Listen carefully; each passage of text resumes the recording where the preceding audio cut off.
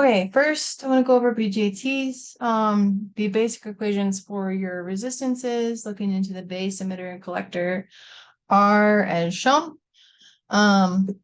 These are derived with your I-test and V-test.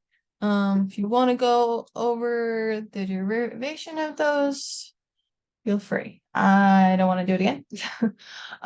Okay, so that is that part. Second, things to remember for the AC analysis is that when R out does exist, because you have an early voltage, VA, then your R out is equal to VA over IC. Otherwise, your equations for R pi GM are is here as well. The gain of your emitter degenerator circuit, I have a hard time saying that. When RE exists is negative GM over 1 plus GM RE. If you have a resistor at your output, then it's going to be times RC in parallel with R out. Also, that's simple to derive, but I'm going to go into multi-stage circuits instead of just going over one circuit, because before we go into the gain though, I'm going to go over the resistances. So we draw here. Okay, so basically you need to include everything on the other side as well, and I think this is a good example to show that. So when you're looking in for Rn, so this Rn is just consists of R up in parallel with R right.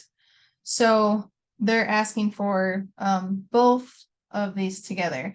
And so when we look for what we're calling R up, which is essentially right here, you have 1 over GM1, because that's the resistance looking in.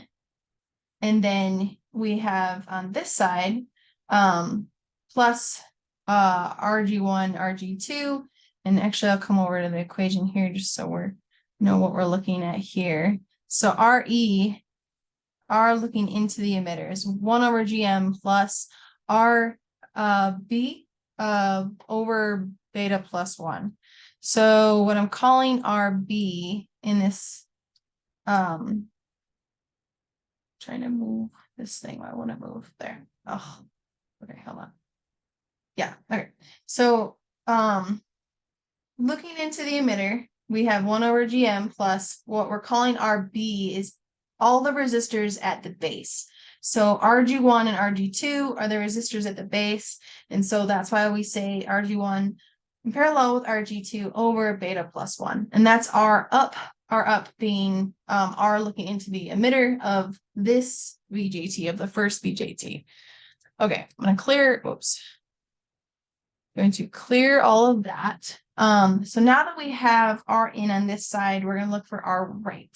So R right, I'm going to move this over as well so we can actually see. Okay, so R right, we have to include everything on the other side, which means R right looking into the base, we have R pi and then 1 plus GM. So it's going to be 1 plus GM RE.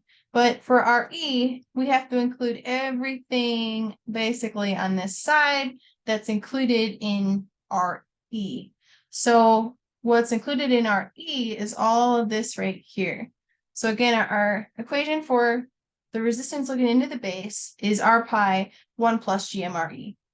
RE, in this case, consists of everything over here. So we have to say R2 is in parallel with R3 plus, and again, this side we're looking into the emitter, similar to how we were over there. So the resistance looking into the emitter is, I'll do this in a different color, 1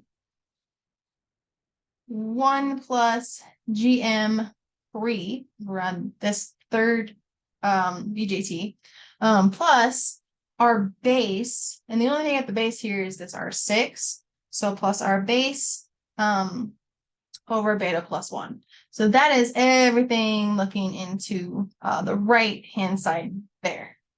Okay, so then the only other thing here is we just have to recognize that this whole resistance on this side is in parallel with the whole resistance on this side.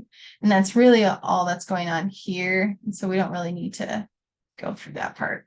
But that's basically the understanding of your resistances for the BJT.